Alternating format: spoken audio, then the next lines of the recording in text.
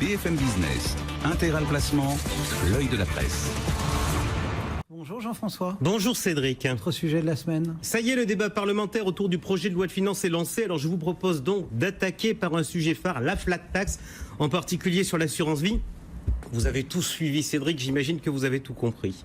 On a suivi, de là à dire qu'on a compris, vous allez un peu vite en besogne. Eh bien, soyez sans crainte, je vais tout vous expliquer simplement. Ouf. Première idée, on coupe la population des Français en deux parties, pas forcément égales. D'un côté, les petits, de l'autre côté, les gros. Ça, Choupinette, elle peut comprendre parce qu'on avait déjà à peu près la même chose avec l'ISF où les dates de déclaration et les modalités de paiement différaient selon la taille de votre patrimoine. Alors, cette fois, le critère, c'est le montant des versements faits par l'assuré. Alors, si vous êtes à moins de 150 000 euros, vous êtes du côté des petits. Et bien, si vous êtes à plus de 150 000 euros, vous êtes du côté des gros. C'est clair, Cédric ? Oui, là, c'est assez simple à comprendre, mais mon petit doigt me dit que c'est lorsqu'on va rentrer dans les modalités d'application que ça va se compliquer un petit peu. Mais non, Cédric, faites-moi confiance. Vous voulez qu'on commence par qui ? Le petit ou le gros ? À votre guise. Allez, le petit. Toi, petit, ne t'inquiète pas. Dans ton cas, selon le projet de loi de finances, rien ne change. En cas de retrait, tu payes tes impôts à un taux forfaitaire qui est dépendant de la durée de vie de ton contrat. 35% avant 4 ans, 15% entre 4 et 8 ans et 7,5% après 8 ans avec un abattement de 4 600 euros pour un célibataire et 9 200 euros pour un couple. Bon, tu connaissais la règle, tu dors bien sur tes deux oreilles. Le gouvernement, il n'aime pas la rétroactivité puisque quand il l'a fait comme il l'avait fait sur la CSG, c'était une erreur et il fait marche arrière. Donc, toi, petit, ne t'inquiète pas, rien ne bouge pour toi. Yukaidi, Yukaida. Bon, et pour le gros ? Ah, toi, le gros, sois aussi rassuré. Pour les versements qui ont été faits avant l'annonce de la loi, eh ben, l'ancienne règle reste en vigueur. L'État, tu sais, il n'est pas du genre à pas respecter sa parole passée. Et à l'avenir, ben, sur tes versements futurs, tu seras soumis à la flat tax, quelle que soit la date de ton retrait. Capitaine ? Oui, je crois que vous avez la possibilité de postuler à Bercy, à Matignon ou à l'Élysée pour faire la pédagogie et l'explication des réformes. Chouette, vous avez compris et je l'espère nos amis auditeurs et téléspectateurs aussi. Cela dit, passons à la seconde étape, le terrain, la pratique, pardon. Je reconnais, c'est mon double côté, fils de prof et journaliste de terrain, mais j'aime toujours, histoire de m'assurer de la bonne compréhension du message et surtout de savoir si il est exact. J'aime toujours confronter la théorie à la pratique. Alors je vous propose un petit exercice, hein. On va réveiller Guillaume qui va aussi se jouer avec nous. Alors Guillaume, je vous propose de jouer à notre petit jeu. Vous faites le personnage du petit. Ça ne lui ressemble pas. Avec une petite précision, je vous ai fait une tranche marginale d'imposition à 30%. Et vous, Cédric ? Ouais, je fais le gros. Ok, alors tous les deux, vous vous retrouvez dans la situation suivante. Vous ouvrez un contrat d'assurance vie début 2018 et 3 ans plus tard, vous faites un retrait. Même contrat, même gain. Quid de votre imposition, Guillaume ? C'est l'ancienne règle, vu que je suis un petit, que je suis sous 150 000 euros, donc je vais être taxé à 35% puisque je fais retrait avant 4 ans, plus les prélèvements sociaux qui vont passer à un peu plus de 17, donc la somme des deux, je serai imposé à 52,2%, Jean-François. Exactement, mais vous avez, si vous êtes bien conseillé, je vous le rappelle, la possibilité d'inclure vos gains dans votre impôt sur le revenu, et comme je vous ai attribué un taux marginal à 30%, ça vous permettrait d'alléger votre facture à 30 plus 17,2, soit 47,2%. Et vous, Cédric ? Le gros. Moi, comme j'ai la flat tax, donc c'est 30%. 30%, donc vous payez 30% au titre de l'impôt sur le revenu et des prélèvements sociaux. Bonne réponse. Et bien là, vous voyez, si vous êtes à peu près normalement constitué, un truc vous saute aux yeux. Sur la même opération, le même gain, eh bien, le petit va payer 47,2% d'impôt, alors que le gros, il va payer seulement 30%. Alors moi, j'entends dire ici ou là, Macron, c'est le président des riches, il fait des cadeaux aux riches, il leur fait payer moins d'impôts. Mais quelle injustice dans l'analyse ! Rendez-vous compte, il fait encore plus fort. Il fait plus payer les petits que les gros. C'est pas du génie, ça ? Bon, il y a un peu de provocation dans vos propos, mais c'est quand même un peu sidérant.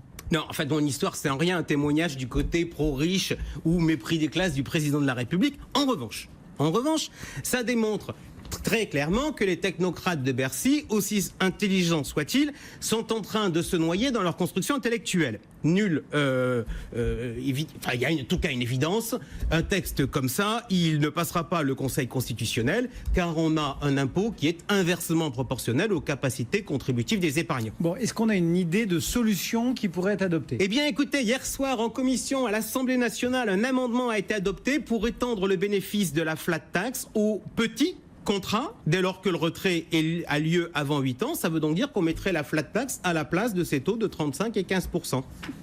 Donc la flat tax, quelle que soit la durée de détention. Oui, alors la flat tax, le sujet de la durée de détention, c'est un vrai sujet. Pour autant, je pense que cette flat tax, c'est une véritable révolution à laquelle nous sommes en train d'assister. Non pas à cause de sa flat tax, parce que finalement la flat tax c'est quoi? C'est un taux forfaitaire qui est un peu plus bas que le taux antérieur. La véritable surprise et véritable révolution, c'est la suppression de toute relation entre le temps et la fiscalité. Vous savez, en fait, les professionnels réclament depuis des lustres qu'on remette la fiscalité à l'endroit. Dans leur esprit, ça veut dire quoi? Ça veut dire qu'il faut taxer fortement ce qui est court et peu risqué, et il faut avoir une fiscalité allégée sur le long et sur le risqué. Eh bien, ce n'est pas ce qui est fait. Pour Véronique Sanson, le temps est assassin. Macron, lui, il tue le temps. Donc ça veut dire que le placement, enfin pas que la bourse, mais le placement à long terme, c'est fini? Peut-être. Et personnellement, je vais vous faire une confidence, je vois pas ça d'un mauvais œil. Parce que le discours sur le temps, franchement, moi je trouve ça vieux, poussiéreux et pire, même foireux. Le temps qui limite le risque, le temps qui récompense l'investisseur. Baliverne. Est-ce que je vous ai déjà raconté l'histoire de la sole et de l'entrecôte? Allons-y. Je crois qu'il nous l'avait déjà raconté en plus. Alors, un jour à l'AMF, je fais un exposé sur le thème de la pédagogie du risque. Je fais un slide avec une sole et une entrecôte et j'interroge le représentant du Trésor pour savoir s'il peut me donner les différences qu'il y a entre ces deux photos. Et là, le représentant du Trésor me dit « Ah oui, bah c'est simple, sole égale poisson, mer, entrecôte égale viande, terre ». Je lui dis très bien, tout ce que vous venez de me dire là, d'un point de vue éducatif, environ 99% des Français doivent être capables de me dire à peu près la même chose. Et le slide d'après, je mets pas ma sole et mon entrecôte, mais je mets deux mots, court terme et long terme, avant de m'interroger, quelles sont les différences? Et là, vous avez eu quoi comme réponse? Mais rien de réellement satisfaisant. Pourquoi? Parce que c'est pas le risque qui différencie un placement de court terme d'un placement de long terme. C'est pas non plus la liquidité. C'est pas non plus le réseau de distribution. Rien n'explique la différence, hormis la blague que j'aime bien vous sortir de temps en temps. Un placement de long terme est un placement de court terme qui a mal tourné. Oublier le temps, ce serait une révolution pour les réseaux de distribution, mais le Big Bang pourrait aller encore plus loin.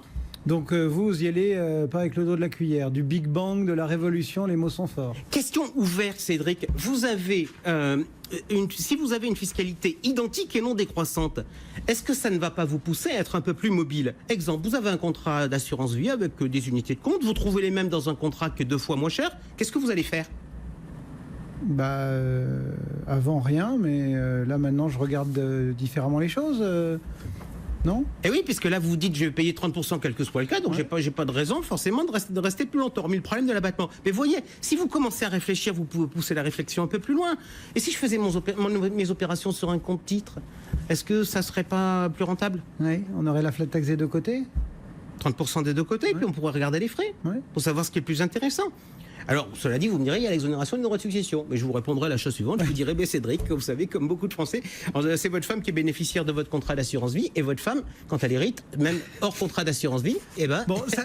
elle est exonérée de droit de succession. En dehors des sols, des entrecôtes, du court terme et du long terme et des révolutions et des Big Bang, ça veut dire quoi? Ça veut dire qu'on va être aujourd'hui obligé de recomposer complètement le paysage de l'épargne? Je n'ai pas de certitude, mais je m'interroge. Tiens, et puisque je suis avec vous, je vous interroge. Un autre sujet.